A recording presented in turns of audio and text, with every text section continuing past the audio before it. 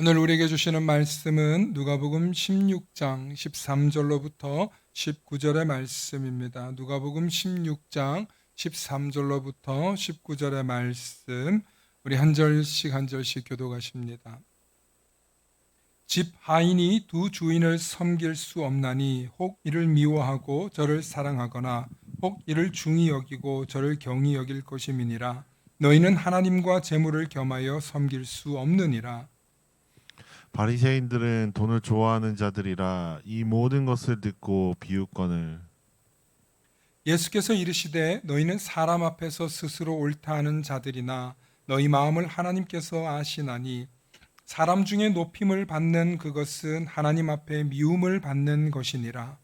율법과 선지자는 요한의 때까지요 그 후부터는 하나님 나라의 복음이 전파되어 사람마다 그리로 침입하느니라. 그러나 율법의 한 획이 떨어짐보다 천지가 없어짐이 쉬우리라.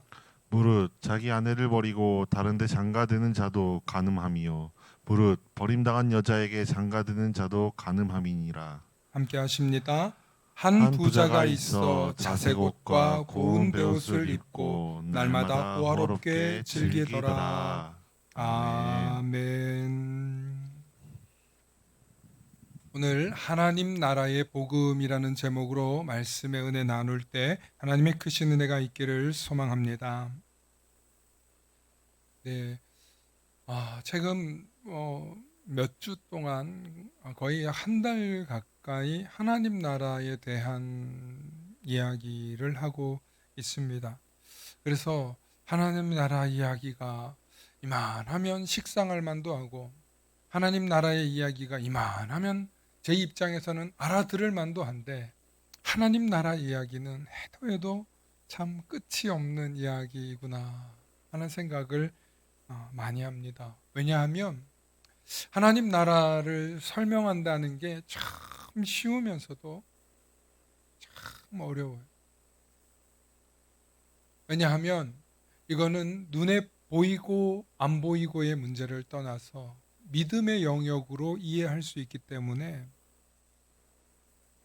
잘 전달되는 것 같다가도 믿음이 확 식어버리면 혹은 믿음의 영역이라는 순간을 이해하지 못하는 순간부터 하나님의 나라가 무슨 소린지 하고 목사님이 설교를 해도 듣기는 들어도 자꾸 졸린다 이죠.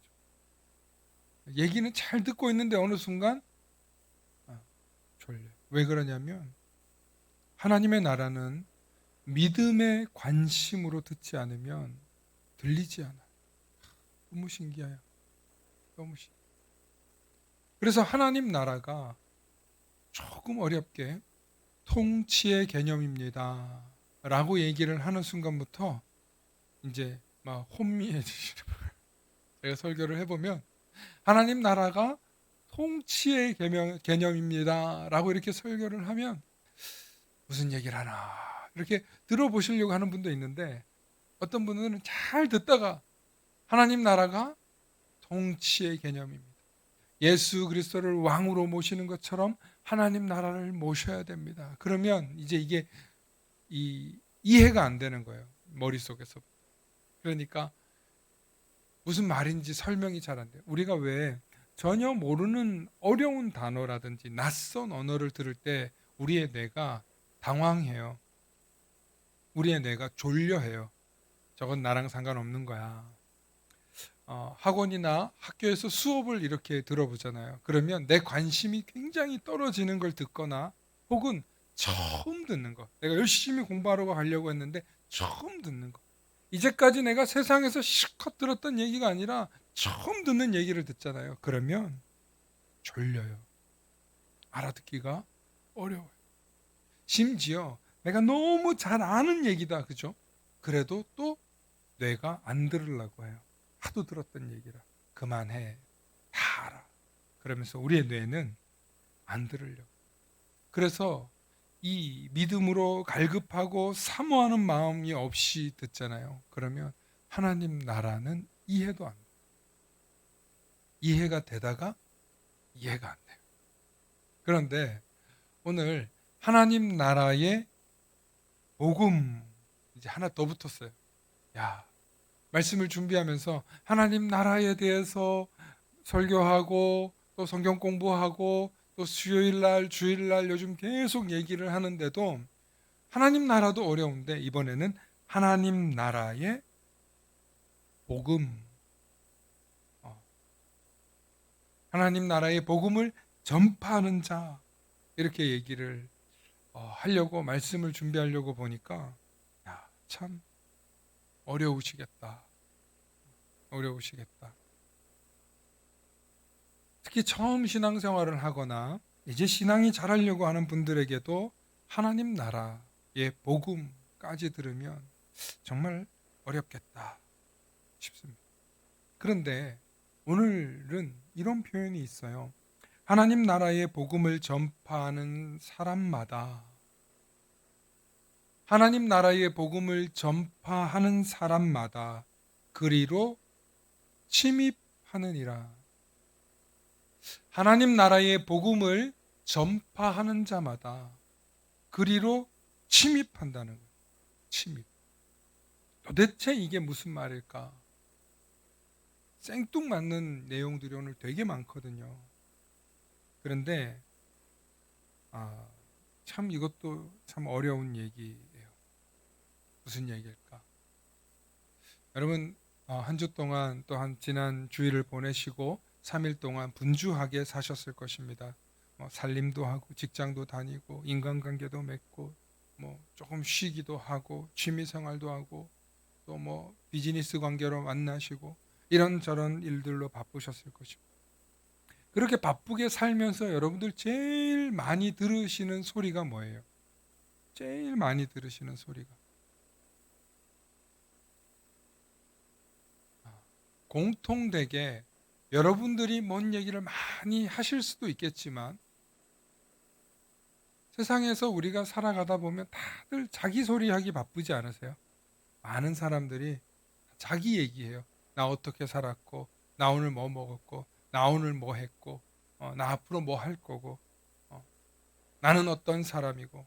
우리가 세상에 나아가서 많은 사람들의 이야기를 이렇게 경청해서 듣다 보면 그들의 하는 속마음의 이야기가 들리는데 뭐냐면 나 좀 알아줘. 내 얘기 좀 들어줘.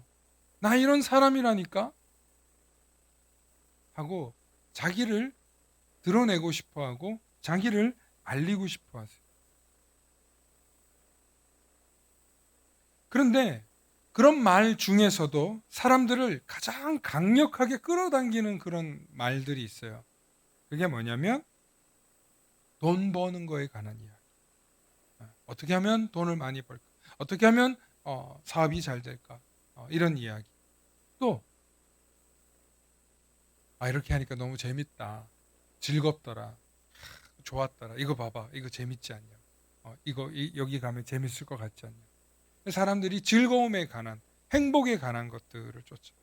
또 건강, 정금 이거 먹어야 돼. 요즘 이게 좋대. 이제 곧 복날들이 다가오는데 이제 뭘 먹어야 될까? 이런 먹는 얘기도 많이.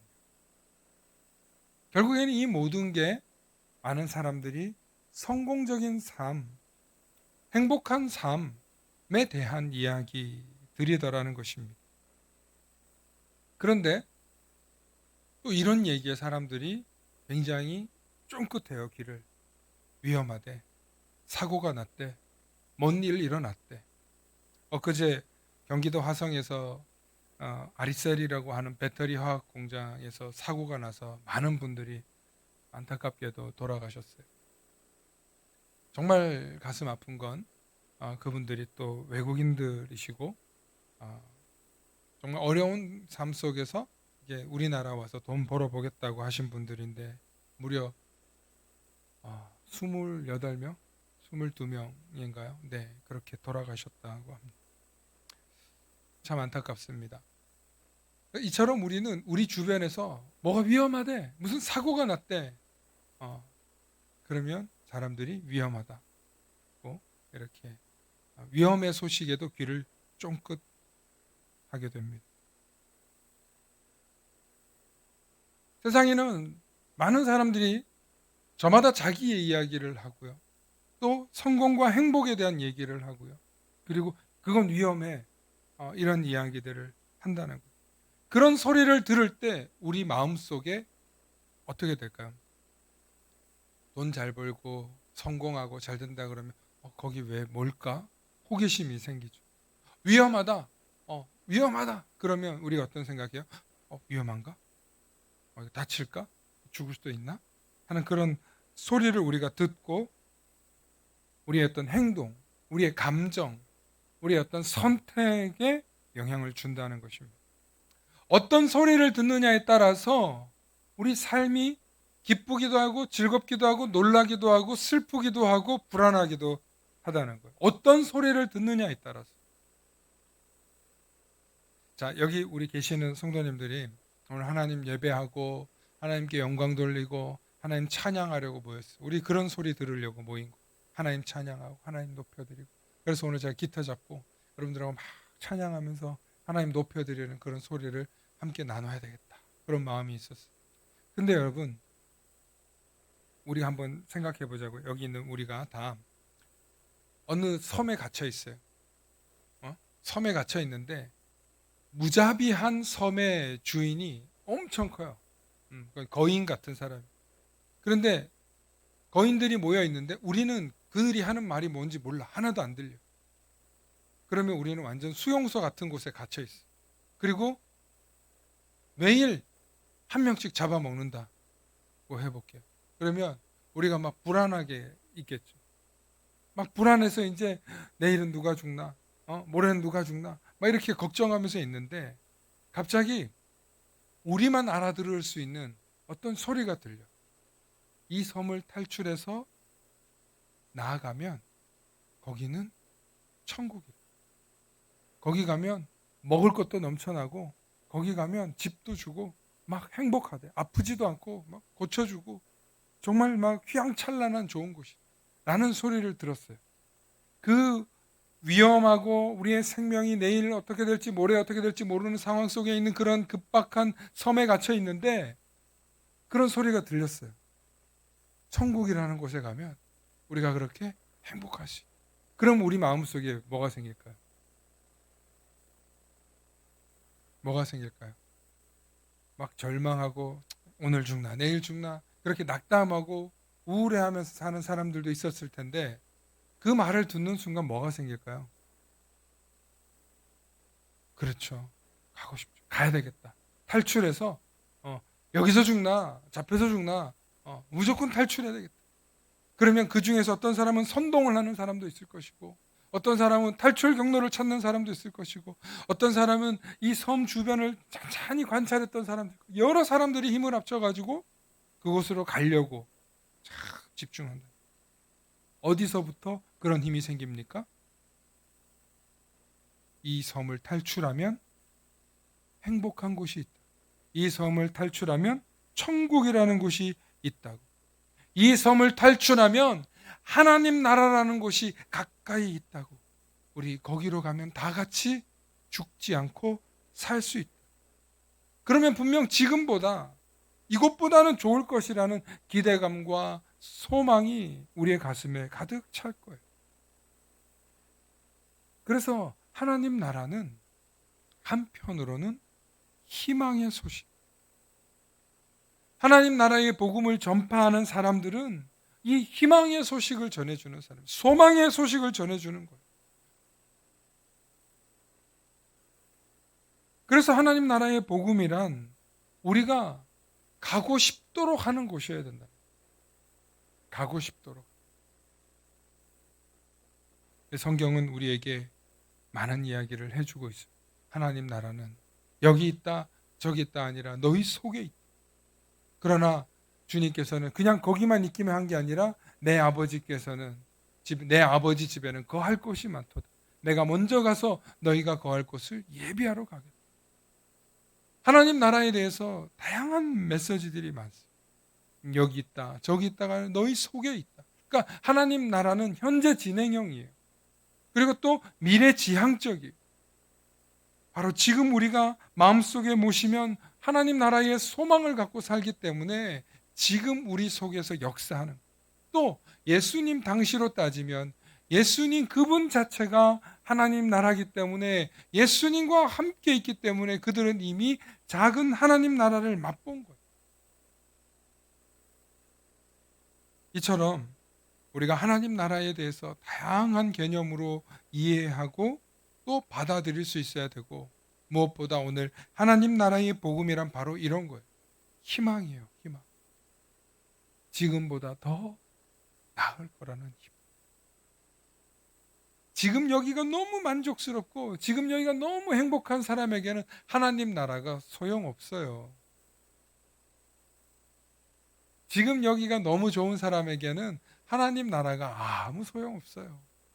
그런데 지금 이 순간이 만족스럽지 못하신 분, 지금 이 순간이 너무나 절망적이고 괴롭고 힘든 분들에게 하나님 나라의 복음은 소망이에요. 소망. 언젠간 가고 말 거야. 반드시 가고 말 거야. 나 혼자만 갈 게 아니라 우리 가족들하고 우리 사랑하는 사람들과 함께 가야 할 곳. 그게 바로 하나님 나라가 되시는 줄로 믿습니다. 그래서 예수님이 이 땅에 오셔서 우리에게 전해주신 이 하나님 나라는 우리에게 소망이에요. 구원의 길이에요. 생명의 길이에요. 그런데 이 하나님 나라의 정체성을 바르게 이해하지 못하고 하나님 나라의 복음을 전파하지 않잖아요. 그러면 어떤 현상이 일어나냐면 오늘 예수님께서 하나님 나라의 복음, 하나님 나라를 전파하지 않는 사람들에게 나타나는 현상에 대해서 얘기했어요. 그 첫 번째 사람들이 누구냐면 바리새인들이었어요. 왜 예수님은 오늘 본문에 바리새인들을 대상으로 그들의 악함과 이중적인 자세를 비판하셨냐면 그들은 거기서 머물러서 거기서 높임받고 거기서 인정받고 거기서 축복받는 것에 대해서 머물렀기 때문에 더 이상 하나님 나라의 복음을 전파할 생각이 없었어요. 내 식구, 내 집안, 우리 집안, 우리 가문만 잘 살면 된다는 생각으로 그들끼리 똘똘 뭉쳐서 정치적인 하나님 나라를 만들었어요.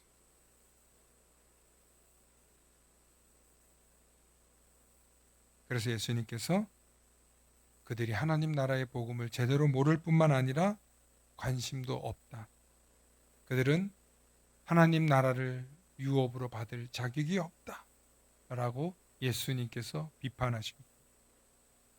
두 번째는 오늘 참 이 본문이 왜 이런 본문이 나왔을까 황당한데 분명히 이 복음을 그 시대에 듣던 사람들에게는 문제 있는 사람이 있었던 것 같아요. 하나님 나라의 복음을 전파하다 보니까 하나님 나라 복음을 전하는데 너 이런 짓을 해? 하는 사람이 있었어요. 바로 누구냐면 가정을 깨트리는 자들이었어요. 옛날에는 그 유대 사회나 혹은 그 로마 시대 때 이 결혼을 가지고 굉장히 많은 일들이 있었는데 특별히 예수님께서 비판하신 메시지 중에 하나는 뭐냐면 자기 아내를 버리는 사람은 버리고 다른 사람을 취하는 사람은 간음하는 거다. 또 누군가 버린 여자를 취하는 것도 간음하는 거다. 라는 이야기가 오늘 본문에 들어가요. 왜 이런 이야기가 들어갔을까? 이것을 그 시대나 오늘날 이 시대로 해석할 수 있는 방법은 뭘까? 찾아보니까 결론은 가정을 깨트리는 자. 가정을 깨트리는. 여러분 요즘 제가 가끔 지난 5월 달에 가정에 대한 이야기를 많이 했는데 세 가정이 결혼하면 한 가정이 평생 같이 살지 않고 세 가정 중에 한 가정이 깨지는 그런 우리 사회의 현실을 말씀드린 적이 있어요. 가정을 왜 깨트리냐면 여러 가지 이유가 있을 거예요. 힘들고 어렵고 정말 나랑 맞지 않아서 도저히 살 수가 없어서 더 이상 같이 살다가는 죽을 것 같아서 많이들 이혼한다고 얘기합니다. 최근에 제가 아는 지인으로부터 이혼에 대한 얘기를 들었는데 이런 얘기를 하더라고요. 자기는 이렇게 결혼을 하면 50년, 60년 이렇게 살 자신이 없다는 얘기를 하면서 헤어진 이야기를 하더라고요. 물론 심리 상담도 받고 가정을 깨뜨리지 않고 지키려고 갖은 노력을 해봤대요. 그 얘기를 들으면서 저도 참 마음이 아팠습니다. 여러분, 가정을 지켜보려고 해도 정말 지킬 수 없는 상황에 있는 분들이 참 많을 거예요. 그런데 그 이야기를 듣는 순간 정말 저러면 가정들이 깨지겠구나 하는 생각이 들더라는. 그런데 가정을 깨뜨리는데 나의 욕망을 위해서, 아내라 남편을 위해서 희생하는 마음보다 나의 욕구, 나의 욕망, 나의 이기적인 이 생각을 채우기 위해서 가정을 깨뜨리는 사람들이 있는지 돌아봐야 된다. 여러분, 특별히 자녀가 있으면 그 부모의 이 갈라짐으로 해서, 이혼으로 인해서 얼마나 많은 아이들이 상처를 받습니까? 제가 가정이 깨지거나 혹은 이혼하신 분들을 정죄하려고 말씀드리는 게 아니에요. 그럼에도 불구하고 희생해야 돼요. 그런데 그런 희생의 가치를 배울 수 있는 곳이 어디냐? 유일하게 교회밖에 없다는. 예수 그리스도가 보여주시는 타인을 위해서, 배우자를 위해서, 이웃을 위해서 희생할 수 있는 사람, 자기를 헌신할 수 있는 사람, 내가 죽기까지 인내하는 사람, 여러분 그런 분들이 계셨기 때문에 가정이 깨지지 않고 버티는 거예요. 60, 70이 넘어서 계속 가정을 유지하시는 분들의 특징이 뭔지 알아요? 제가 애들만 없었으면 헤어졌죠. 많은 분들이요, 내가 사랑하는 사람이 너무 좋아서 가정을 계속 지키는 게 아니에요. 인내하는 시간들이 있더라는 거예요. 견디는 시간들이 있더라는 거예요. 죽을 것 같지만 차라리 내가 죽기까지 버틴다는 마음으로 버텨내는 사람들이 있더라는 거예요. 그렇게 가정을 지키실 수 있기를 축원합니다. 물론 목사님 우리 속사정 몰라서 그렇죠. 저는 모릅니다. 저는 성경적인 이야기를 해드릴 수밖에 없어요. 끝까지 희생하고 끝까지 인내해서 가정을 지키실 수 있기를 축원합니다. 마지막으로 세 번째, 예수님께서 이런 부류에 대해서 오늘 얘기하십니다. 갑자기 부자 이야기를 하십니다. 부자와 거지 나사로의 이야기를 이어서 말씀하시는데, 그 부자가 19절에 호화로운 파티와 즐거운 삶을 살더라는 것입니다. 그런데 그 사람이 누굽니까? 부자와 거지 나사로. 그런데 부자는 죽어서 지옥에 떨어지고 나사로는 아브라함 품에 가게 되는 이야기입니다. 예수님이 왜 이런 비유를 하셨을까? 바로 하나님 나라의 복음을 전파하지 않고 자신들의 욕망과 탐욕대로 살아가는 자들에게는 미래가 이렇게 될 것이다. 그 이야기하고 있는, 사랑하는 성도 여러분, 하나님 나라의 복음을 전파하는 사명을 잃어버린 사람은 자기의 욕망, 자기의 쾌락, 자기의 만족을 위해서 인생을 허비하고 낭비하며 살아간다는 것. 그런데 하나님 나라의 복음과 하나님 나라를 아는 사람은 그 하나님 나라의 복음을 전파하기 위한 사명이 있기 때문에, 그 사명이 내 삶을 이끌어 주시고 그 사명이 나를 인도해 주기 때문에 하나님 나라의 전파자로 살지 않고는 견딜 수 없는 소망을 주신다는 거예요. 더 강력한 힘, 더 강력한 소망, 그 어떤 것으로도 채울 수 없는 영적인 충만함이 우리 가운데 있기 때문에 하나님 나라의 복음을 전파하는 소망이 우리 가운데 오더라는 것입니다. 미국에 스탠리 템이라고 하는 청년이 있었습니다. 미국의 경제 대공황의 시절의 분인데 최근까지 사셨어요. 그는 20대 초반에 플라스틱으로 제품을 만드는 회사를 창업했는데 확실히 뛰어난 아이디어가 있었어요.